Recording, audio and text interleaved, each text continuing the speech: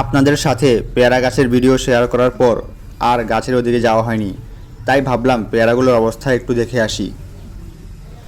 সেখানে গিয়ে দেখলাম আমার গাছের দু একটা পেয়ারা মাঝারি সাইজের হয়ে গেছে। এগুলো পেরে আপনাদের সাথে শেয়ার করব এগুলো খেতে কেমন লাগে।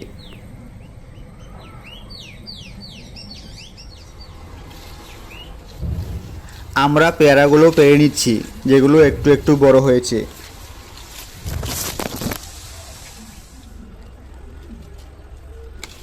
এই যে দুটা পেয়ারা,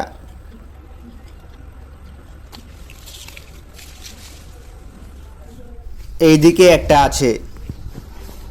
পেয়ারা পাড়া শেষ হলে এখন পেয়ারাগুলো ভালোভাবে ধুয়ে নিলাম।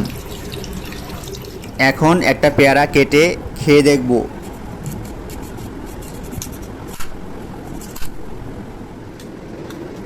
পেয়ারাটা খেতে বেশ মজা লাগলো। এরকম আরও ভিডিও পেতে লাইক কমেন্ট শেয়ার করে আমাদের পাশে থাকবেন।